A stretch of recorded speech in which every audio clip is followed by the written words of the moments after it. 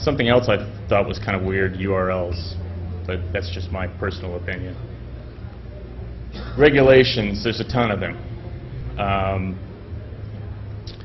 Obviously, everybody's probably familiar with HIPAA. I'm guessing that there's a few of these others that you guys have seen. Everybody signed one of those stupid disclosure forms when they go in to pick up their pharmaceuticals, legal pharmaceuticals. So, real quick, problem didn't really exist about 50 years ago, thereabouts. I mean, you still had identity theft, and people in the wild, wild west would, change their name a couple of times. But it wasn't widespread. Obviously, about 10 years ago, in the rush to make everything available and online, people forgot about privacy.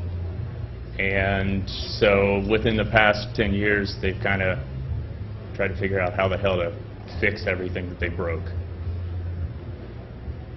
So I found that kind of interesting. 304 million people in the US and 227,000 disclosures. If I had to guess, I'd say that probably everybody in this audience, with the exception of maybe 15 people, have had some sort of disclosure, whether they actually received a notice or not. And that's my favorite example right there in the middle, veterans, et cetera, et cetera. So it happens to everybody. A couple of interesting websites, et cetera, people that are out there exposing what idiots that are out there putting all this information on the internet, in the politicians, et cetera. The Virginia Watchdog is probably my favorite. She does pretty good work. In fact, being from Florida, I found George W.'s brother, Jeb, our former governor. If you're interested, there's his social security number in the middle. His wife's on there too. Nice lady, Spanish. I'm not going to play this because it's long, but basically 20 million records in Riverside. This will be in the PowerPoint presentation if you guys go online and to arusis.com. We've got this on there.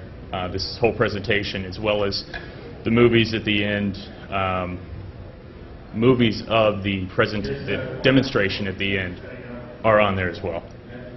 So. Okay, PII adjustments. So this is the actual anonymization or pseudonymization portion. You've got two main changes that you can make. You either have a random number, and anybody in here attend the Debian deal a couple of minutes ago? Okay, perfect example. You screw up with RNG, you screw up everything else. So. Random numbers, as far as the random numbers go, we've got the three main at the top.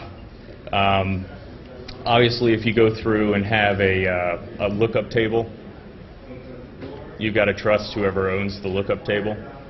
And administrators aren't the only ones that have access to that.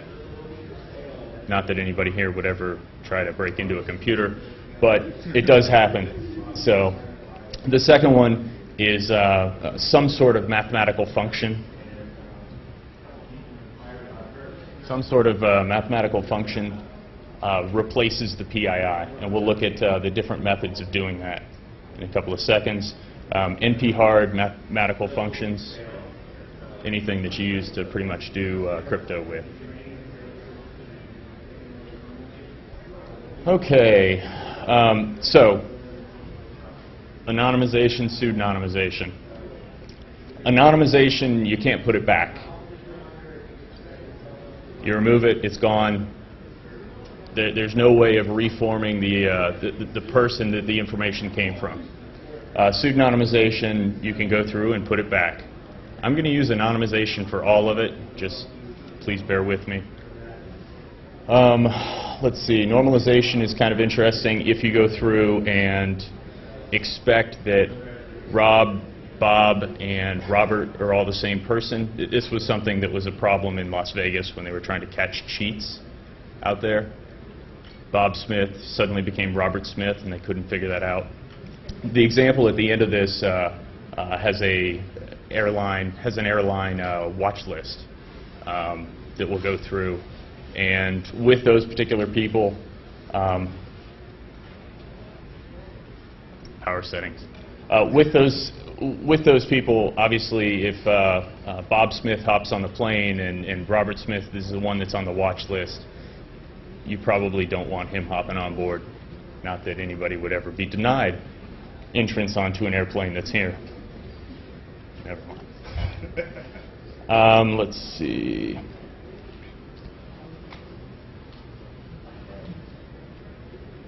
Okay, at the bottom there, who has access to the table? That's a pretty well-known problem, and I think we'll talk about that a couple seconds later. But it's so well-known, I'm not going to cover it. Basically, you have to lock it up in some form or fashion. Google does that as far as who has access to the data that they collect from everybody that uses the website. They have procedures in place so that you can't go back through and figure out who did the search on Jeb Bush, Virginia Watchdog, and Tampa, or something like that. So, this is the actual anonymization. If you notice, obviously, Social Security number and address, those are direct identifiers. You can find, theoretically, anyone with just those pieces of information. When you start going into the others, those gray portions, you get into the HIPAA requirements that we were talking about, PII, a couple of seconds ago. And you can start putting people back together if you have enough of them. So you actually, if you want to truly anonymize the data, you're going to end up with the guy's first name, maybe, the state that he's in. I think you'd even have to skip his age. But anyways, that's the anonymization portion. So everything from now on is anonymization, whether it removes everything or not. We'll deal. Data replacement, let's see. De-identification. You can actually go through, if you just use a straight RNG and start replacing all the PII. You can replace everything. Going back and actually trying to reconstitute anything of use or value is where you start getting into some difficulties. In particular, if you want to do like medical research, the company was founded by a medical doctor, so it's kind of the natural HIPAA related. That's where most of this stuff came from. You want your doctor to be able to go through and figure out that you visited a couple of different hospitals.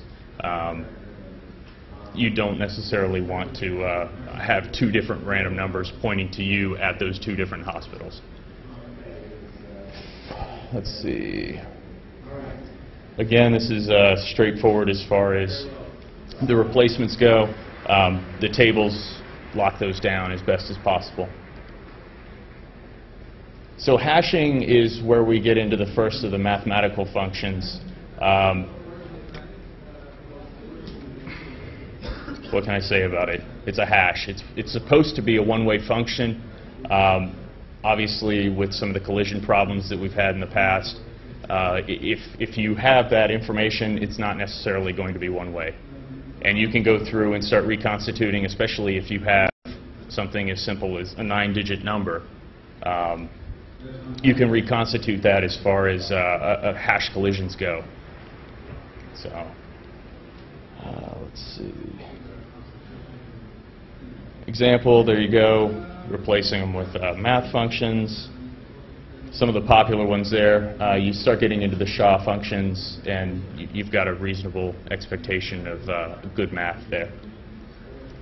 Encryption, asymmetric versus symmetric. I wanted to talk about that for a reason.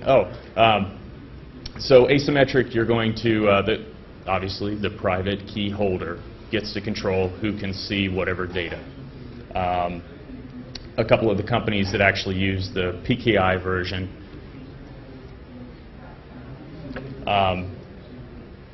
it's that trade-off that was the purpose of this talk. If you've got the hash function, it's one way. Theoretically, you can't go backwards. If you're using a private key, public key crypto, the person that actually owns the data, you have to get the OK authorization from them. And if you're using the symmetric key crypto, there's kind of a trade-off. You can either have the end person using public key, kind of a hybrid thing, or have somebody that's trusted, like the government, that can go through and kind of say, hey, you know, a warrant is issued, yada, yada, yada. That trusted third party as a moderator, that's where you start getting into who do you trust. Let's see. So one of the interesting things as far as cryptography goes, at least with our product, if you have pointers for all these things, and I'll go into that a little bit more, that two-way function can very easily become one-way if you delete the reverse pointer. That's why I was asking about the databases earlier. So 4 companies that do this: Custodian and Custodix and Sapir are very well known over in Europe, in the EU. This is a big problem over there, yada, yada, yada. We'll talk about that more in a couple of seconds. Sapir uses the hash and symmetric crypto because they don't have a slick way of going one way versus two. Nora and Anna were developed. There's more detail if you guys download this. There's more detail. Unfortunately, with 55 minutes, we're not going to get to the other portion going through 75+ slides.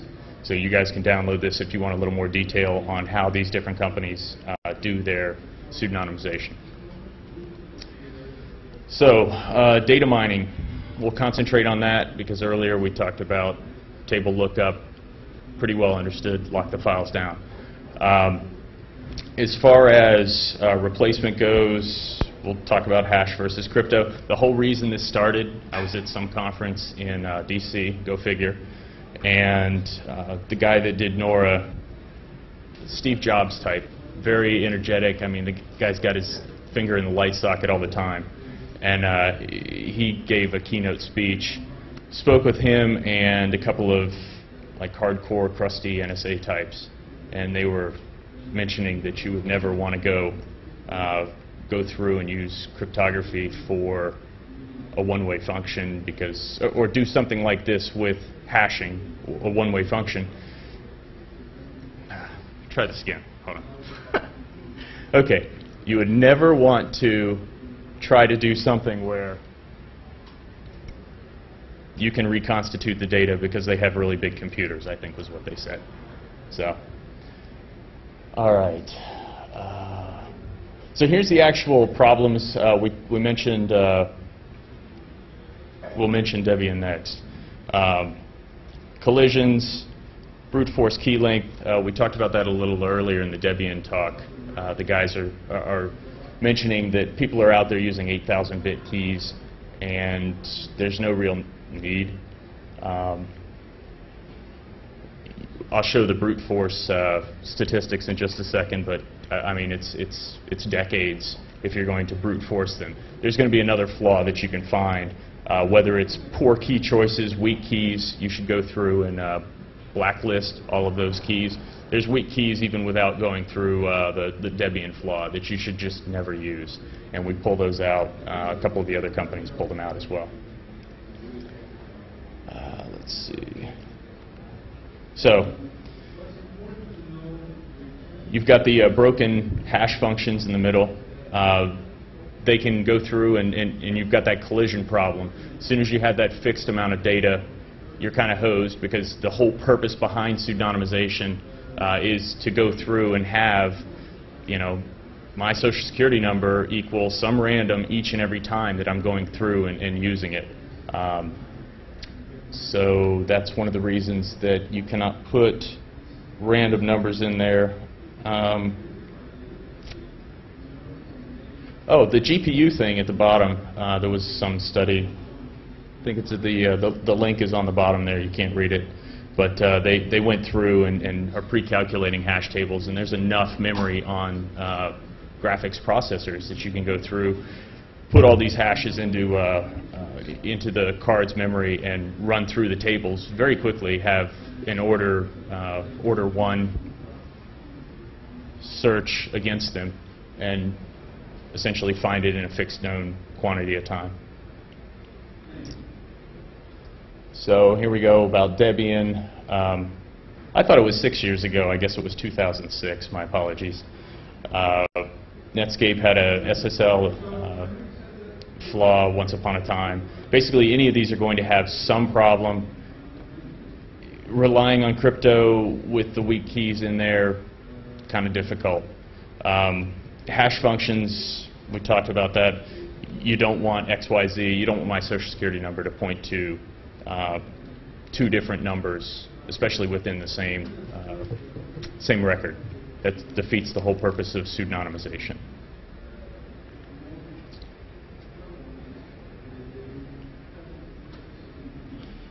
Hardware security modules. Obviously, crypto modules, if you have a flaw in them, you can go through and break anything that's actually encrypted with them. HSMs kind of eliminate most of those issues. Let's see. Cold boot risk.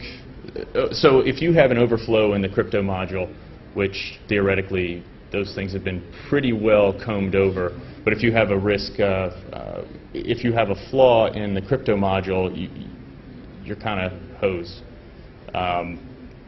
Cold boot wise, I mean, you're releasing the keys. And that was the whole point behind the cold boot attack. There's the brute force numbers. It will take, so for a military intelligence agency with a 128-bit key, it says infeasible. So nation states theoretically can't brute force a 128. I would bump that up to 512 probably. But I mean, the numbers are there. It's, if you actually have to go through and start doing that many calculations, it's just infeasible. Let's see, weak keys. So another thing that can go through if you go through and have a limited number of keys, if you're not doing proper rotation, et cetera, you can go through and handle a statistical attack and figure out what information is actually there, either because speech patterns are pretty well understood, or because, I mean, there's just ways of going back through and figuring out what information was encrypted because it shows up consistently. I think that's how we broke one of the ciphers during the World War II.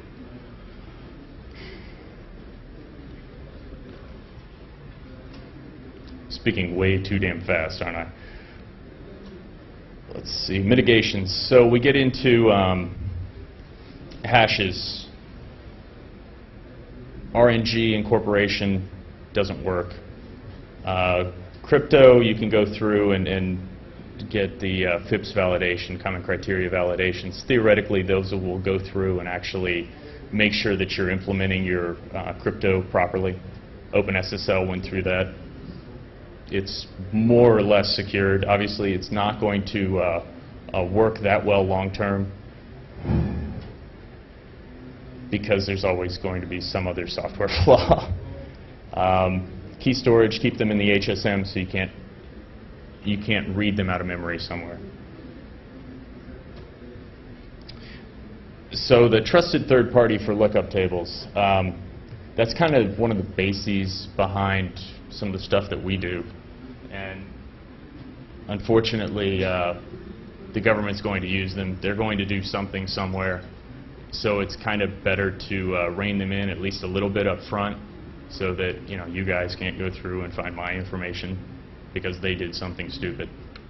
So I mean, right now they can be using lookup tables or handing out watch lists, and suddenly Muhammad Atta and Hossein Atta both get pulled over just because of their names.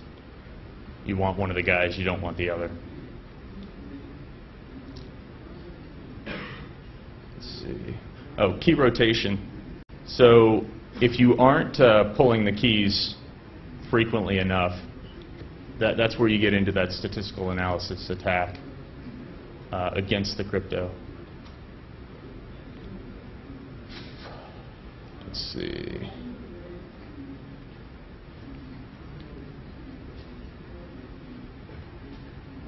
Pretty straightforward, I hope.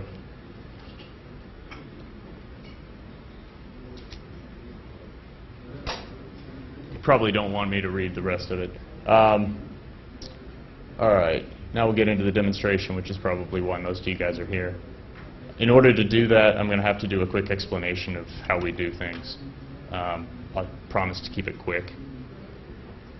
And then we'll get to the airline passenger example, because you guys said that you're more technically savvy than the rest of the world.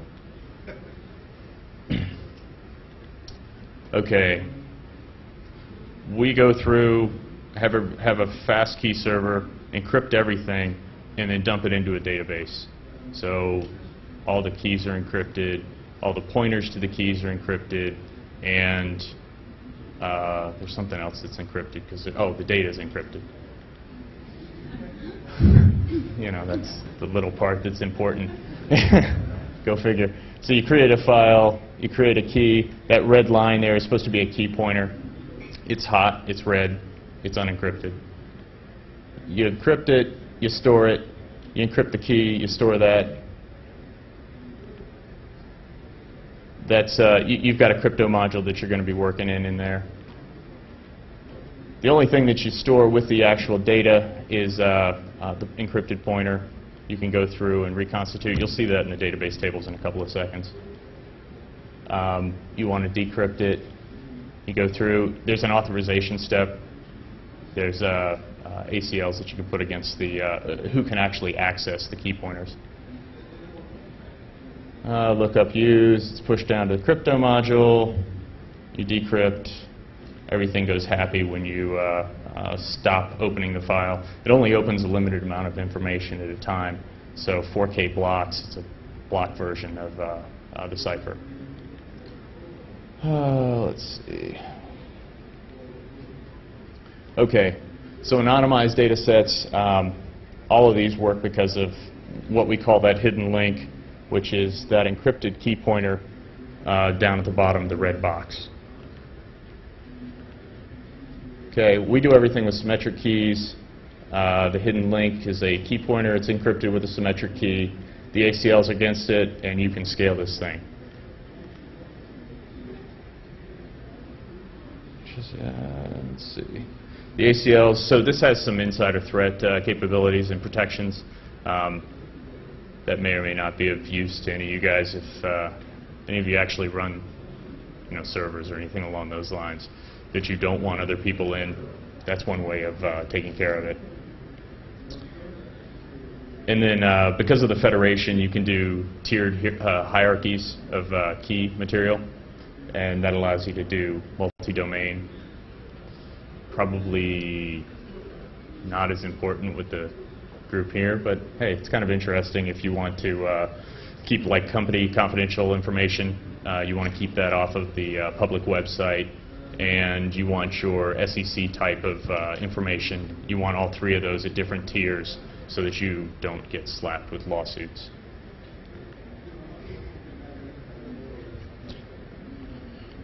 Like I said, everything's done with RDBMS. We've got a deal that actually links into a bunch of different databases. Authorized access, you can then go through and access the protected data records. Here's how it works. You've got the this thing's not going to point, is it? You've got the alias right there. That's that hidden link. That's the encrypted key pointer. And as soon as you actually have data that comes in up here, you're going to go through, pull out all the non-sensitive data, the non-PII stuff that we talked about earlier, the first name, first 3 digits of the zip code, et cetera, and then you will pull out the sensitive stuff, send it over to this anonymization service agent. That can be in-house if you're trying to do this in-house, if you're trying to protect your information directly.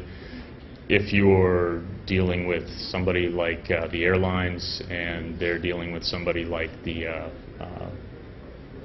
FBI, DHS, the DHS or the Department of Justice can actually hold that, be that third party, hold the keys, and control, not allow warrantless type searches. At the bottom, you go through and you get that pseudonym, and with that pseudonym, I'll show you exactly what that is in the database tables. But it's encrypted. It's actually doubly, triply encrypted, which allows you a method of going through and restoring everything after the fact.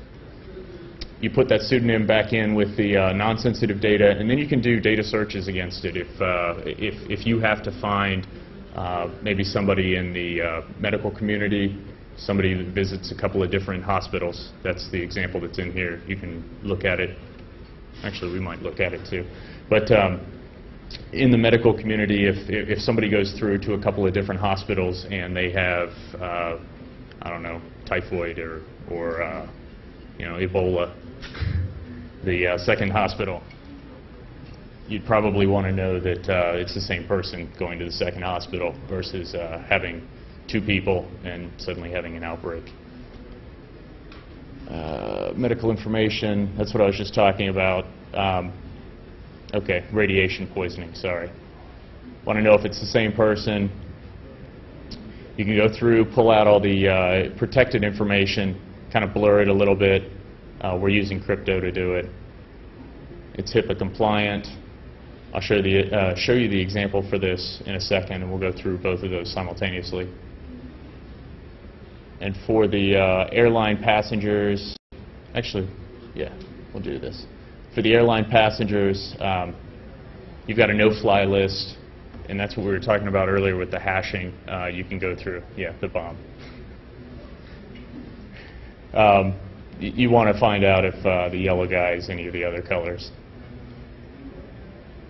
In this particular example, we go through, because a passport number is unique to the different countries, we go through and hash, or combine the country code and the actual passport number. You can put 3, 4, 5 different columns within a database together to make the alias that will then be encrypted, et cetera, et cetera.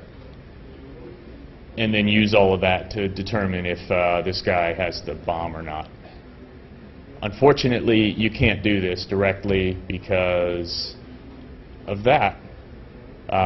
Like I said, the EU has, privacy is a fundamental right over there. Unlike here where we say, you know, if you're in the finance space, hey, you shouldn't disclose somebody's bank number, and if you're in the medical space, you shouldn't expose their social security number. Over there, you shouldn't expose anything. Kind of a different viewpoint. If we actually tried to do something like this over here, you'd probably bankrupt a couple of different companies, and Halliburton might be one of them. No.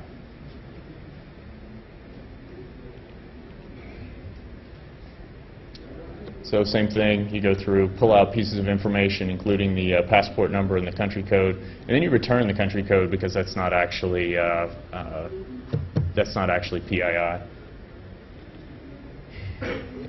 And then this safe harbor is the only reason that U.S. companies can actually do business with the European Union.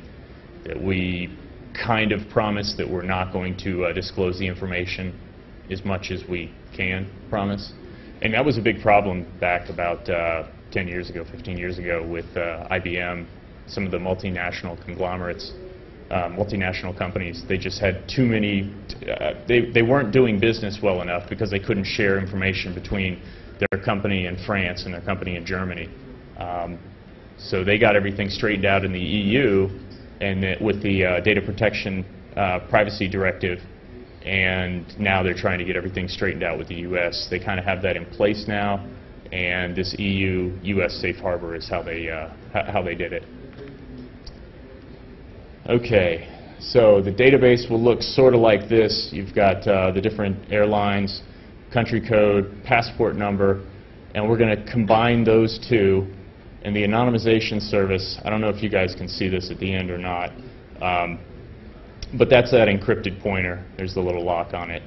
And this is essentially a ticket, a pointer to the key that actually everything was encrypted with.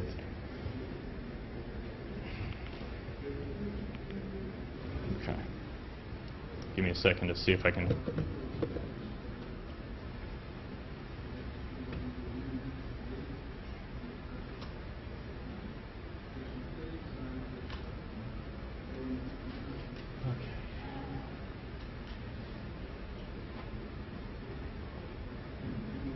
As is often the case, the best laid plans don't quite work out the way they are supposed to. I guess this does not have the resolution that one would expect. So we've got two anonymization demos here. The first one is the medical that we just talked about. These work.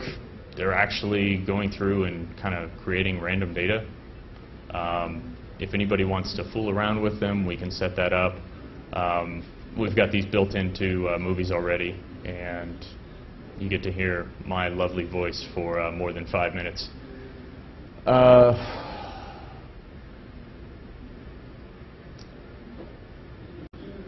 Okay, we're going to generate some data. Come on, there we go. The CPT and ICD codes, those are the diagnosis and patient codes. The diagnosis and treatment codes. Those are what the medical community, the researchers, would actually want to correlate against. And you've got the SSN number, which is the piece that we want to keep private. We pull out the SSN. Now, one of the things that ends up happening with these row numbers, that's kind of an identifier that you could theoretically go through and work backwards. If you were to hack the trusted third service, you could work that back into the end consumer of the data. However, you'd have to take care of a couple of different locations, and that defense in depth thing kind of comes into play at that point. One other way around it is just to the person that's actually generating the data, the hospital, would go through and put random numbers in there against the instead of the row numbers, and just submit all of it in order with random numbers in there. So we would anonymize everything.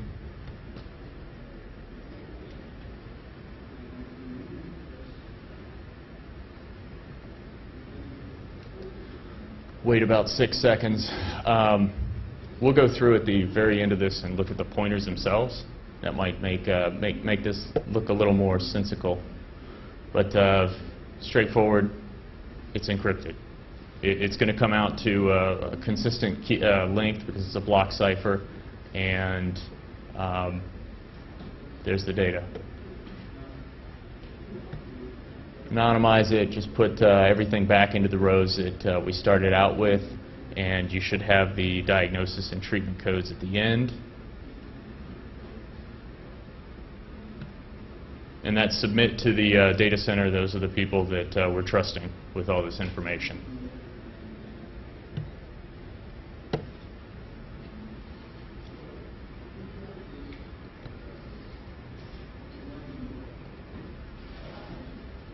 Okay, view submitted data. So if you were to go through and find a couple of people that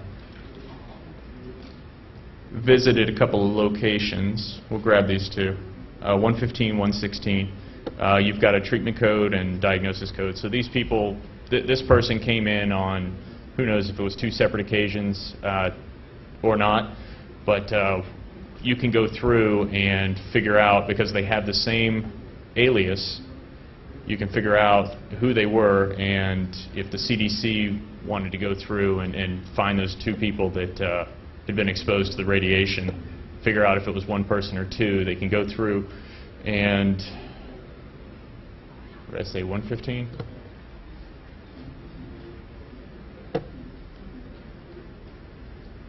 reverse the identity, grab the social security number, and continue on. The reason that all of this works is because of the tables themselves.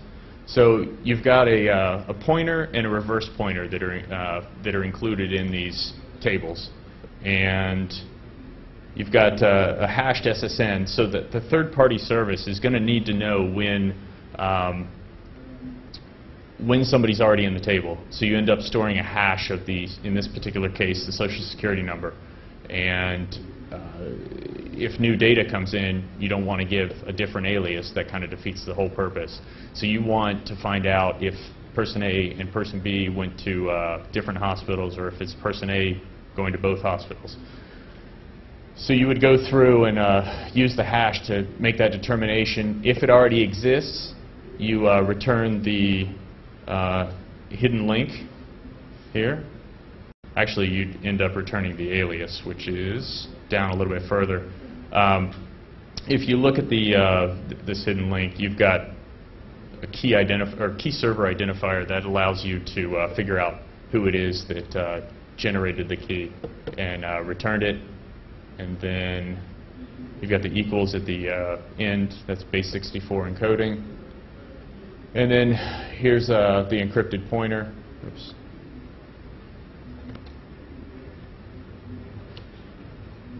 Down at the bottom, you've got your reverse lookups. And within this, this first one is the encrypted hidden link, and the whole point behind it is that this is the reverse lookup. So I'll show you the pointers if you want in a couple of seconds. The reverse hidden link and the hidden link for the reverse, so that you can find the key pointer back into this. Hold on one second. There we go. So this might make it a little more sensical. When you have the data come in, you put the hash in place so that you can actually find it again. We talked about that. You encrypt the data, and you have the forward and reverse pointers there. And that's what you were just seeing, right there and right there. And those allow you to go back and forth between the tables and actually recreate everything. If you delete this second table, you can go through and make this a one-way function. Defeats the purpose. And what I wanted to show in here, I hope that nobody can actually read any of this, and that there's nothing straightforward. There's nothing that you can discern from any of this information. So, any questions? Do you want to see the airline one? It's more of the same as far as the tables go. Yes, sir. Encrypted social security number. A lot more characters than the social security number. Correct. That means applications have to be rewritten, databases have to be, You would actually, if you were to implement this in a database, it's very easy to put it in up front. If you want to put it in after the fact, you've got to put this extra pointer in here. You've got to put a pointer on the end of each one, just the pointer. Because everything else you can do is a lookup from there. Yes, ma'am. The hospitals, I guess, how is, obviously the data is not useful in the form that you're storing it. But I guess what I have to ask, so who's storing the data actually? You're storing the data? There's a couple of different choices. You can either have, like, the IT department. I'm sorry. Okay. I'm just trying to follow. I think she's asking who stores the data. Yeah. Come on up. I want you to explain, I understand that you have, this encrypted data, and then you have a hash to the encrypted data, and then from there you have your pointers that connect the two or something like that. But all of that is just a one-to-one link. So, I mean... All of it's encrypted. Yes, it's all encrypted, right. But I mean, ultimately, if you could identify a person to their pointer, I assume different hospitals have like different pointers that they're storing. How is this useful? The different Sorry. That's okay. The different hospitals can be given different pointers. If you're doing this as a third-party service, or if you're doing this for the greater good, you're going to have you have to have a central service, because what ends up happening is you have to have some way of reassociating back into an alias. If I give you a social security number, it has to point back to something. What you can do is give different aliases to different hospitals or different insurance companies, and then anonymize just within that particular application. They cannot, well, they can, okay. If you give everybody the same alias, you can data mine against that pointer. And that's what would happen in like a medical research. And you can also do this on the fly. You can go through and for a specific application, hey, for this particular research, we're looking at cancer patients.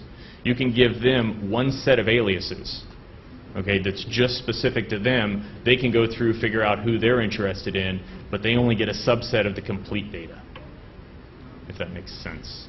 Like they get their own alias pointer. So they get all the data. They can't actually figure out anything outside of, like they can't conglomerate or aggregate that with some other person's data.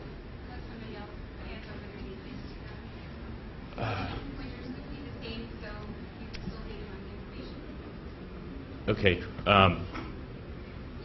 There's two different ways of looking at that. Oh, can we talk about it afterwards? Okay, because there was somebody else that had a question as well. Obviously, if you're using encryption, then the issue becomes key management. We talked about that, hundreds of hours of routine, something like that. Right.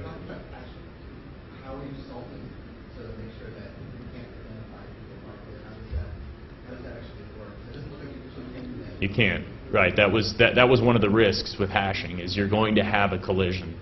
You've got a, what is social security number?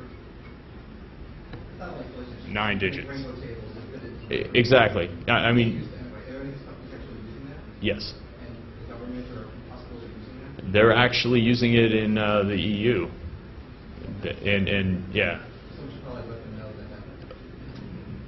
that. I agree. I completely agree, and that's actually a big problem. The IBM example, they're using it for like names and things along those lines. That NORA, it's supposed to be non-obvious relational abstraction or something along those lines. It goes through and actually normalizes everything. So Bob, Robert, and Rob all point to the same person. They were using it for the casinos because for some odd reason people would like to come in there and cheat. So, and then when they hashed it, like the NSA guy said, there's no way of going backwards with that. Well, actually, he didn't say that, but he said that it's easier to do with crypto. So, anything else? Come on, guys. It all makes sense? Your brain hurts. Okay. Well, thank you. If you guys want this presentation, which has a heck of a lot more, wow, cool. I don't know what the hell I just pushed. Yeah. If you guys want this presentation, you can go to rusis.com, and it's smack dab on the front. Just register for it, and the whole 9 yards are on there.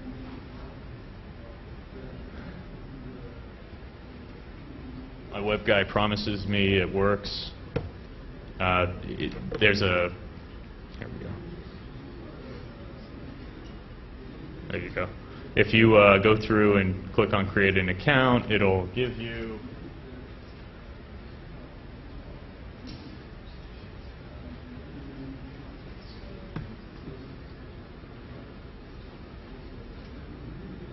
a file not found error. Very secure. Hey. Better than actually logging off by unencrypted HTTP, especially with desktop. Well, anyways, there's a ton of there's these presentations. There's the movies that actually go along at the end. and then a couple of additional files, one on the cold boot, how it doesn't affect what we do, which I thought was kind of neat, just from the simple standpoint that the world was going to end, February, when all of these keys were being, swiped left and right because somebody stole a laptop that was in hibernate mode.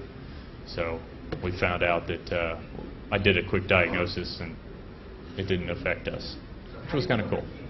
What's that? Okay.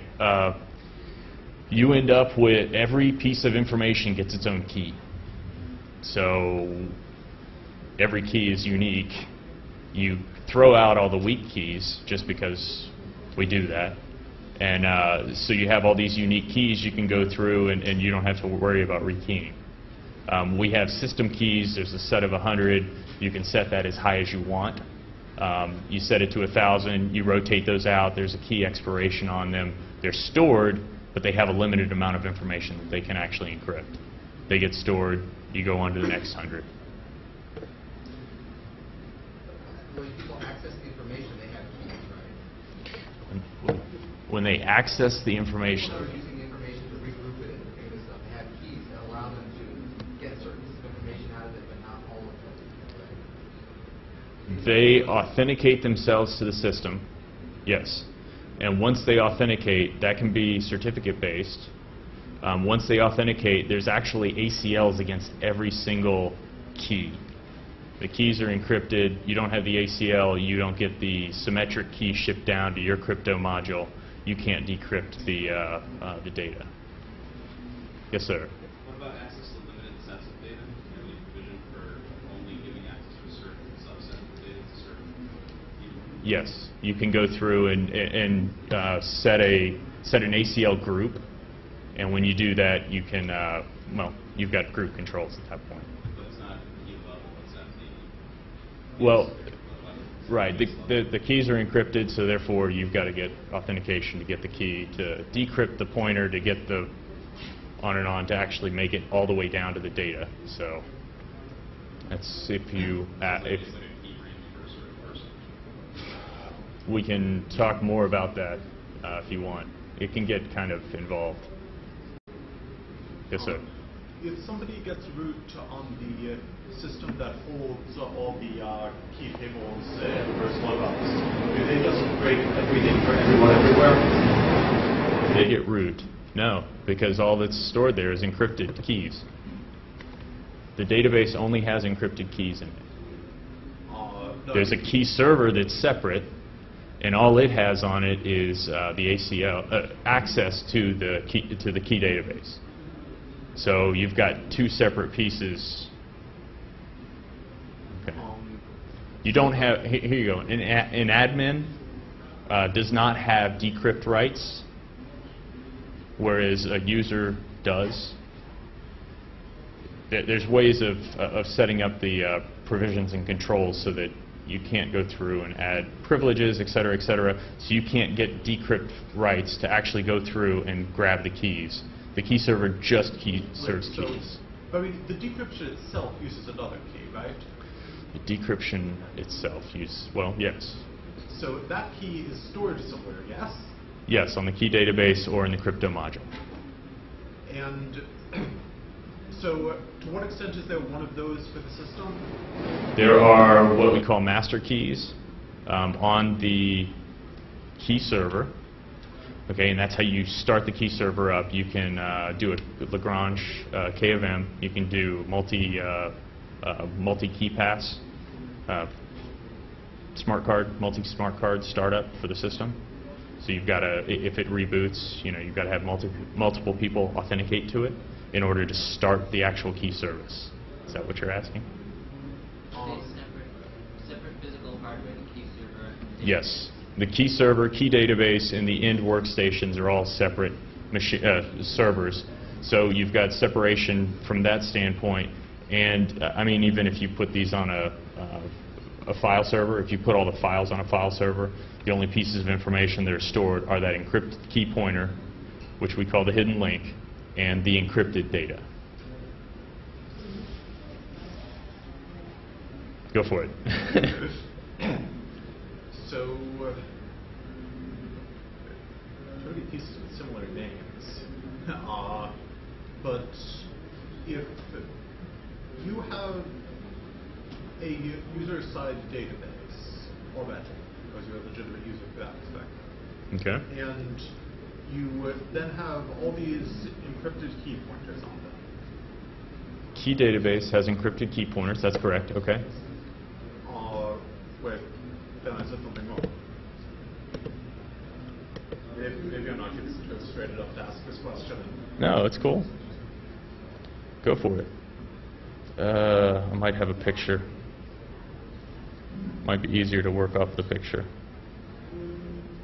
There's 1, 2 in the end workstations. Okay, there's 3. There's 3 parts. Okay, so you've got This, we might want to. But there's the database of actual data, except that bits of it are replaced with lookup tokens, basically, right? Right, encrypted lookup tokens, right. Okay, and also, and then you have the lookup table which translates the encrypted tokens to the byte tokens, right? Lookup table. Let's you and I sit down. It can take more than 5 minutes. It's definitely still sounding single point of failure to me, but If you crash, well, if you crash the key server, okay, yes, you will have an issue. However, you can federate and scale. You can either regionalize the key servers and have trust relationships between them, and you can put them like behind a load balancer and double them up, triple them up, whatever, and just add them ad I'm in nauseam. terms of being owned, not in terms of being down. Okay. Being down is also obviously a risk. Sounds like Right. if all of your hospital's data lines get hit with a backhoe, they can't reach their patient database. That would be one of the reasons that you do a trust and have a regional database, a regional key server locally. So the thing that maintains the privacy would be physically in the hospital building? Could be, yes. Oh, I'm sorry. Oh, yes, sir. I heard most of that conversation, I think, so you kind of get some of that didn't quite hear some of your question.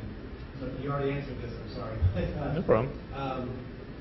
You have special access to the speaker, so go ahead. How does this, how would something like this help prevent, like, say, a full boot attack or some type of open SSL attack on the database where the original data entry is done, like say a hospital administrator that's entering in patient information, right? When that original data is given to them, it's just real SSMs, right? Right. So that's entered in there, and then it's at some point anonymized and encrypted and translated up to a centralized server, right? You actually remember a couple of seconds ago we saw the information that's actually sent, a row ID number and a social security number. Right. Once that's anonymized, that gets sent back to the end database that you then replace all the social security numbers with the alias. The original database. The original database. Okay, Yes, sir. So that the supposed prevention against some type of attack like that is that let's say you do some type of cold boot exploit and or the server's just plain stolen, which certainly doesn't happen, especially with hospitals, right? No, never.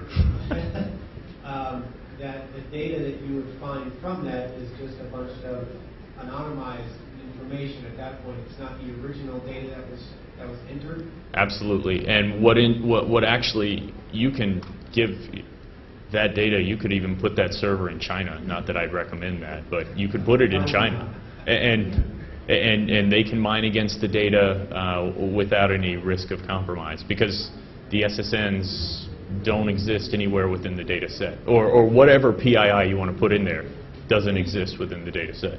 So is there also some type of a front end, like a custom API or an application database front end that you would offer or help the customer build to help someone prevent something like, say, just a simple keystroke blocker? stealing that same information? Keystroke logger is probably going to be a better known problem, and you use, you know, anti-spyware and things. Yeah. I mean, then you're getting into something that we really can't control, fortunately. Kind of a second part of the question, maybe not really a question, more of a clarification. Is that the whole point of this is to view data mining as a good thing and a necessity that sometimes you need to data mine information, like a hospital might need to mine its own data. That's absolutely correct. But to be able to do that without disclosing PII left and right to people that don't need it. That's absolutely correct. And one of the applications has been we have a customer a very large customer that uses this for their customs control. So when somebody comes into the country, you obviously don't want you know, everybody and their brother to figure out that you went into that particular country. So they anonymize the information, store it securely, and then as far as the databases go, there's an encrypt. Essentially, you're doing an encrypt-decrypt call. We've got server agents that run against multiple databases. So, you know, whatever you're using, you just make a call, like an API. How the hell do I keep doing that? Ah, found it. Side button. All right. You and you, we probably need to talk afterwards, if you feel up to it. Anything else? Thank you. Thank you, everybody, for coming and tolerating my rambling. And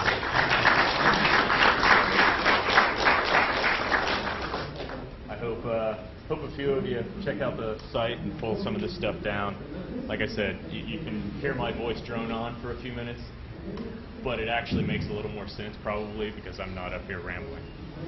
So, you want to gab for a couple?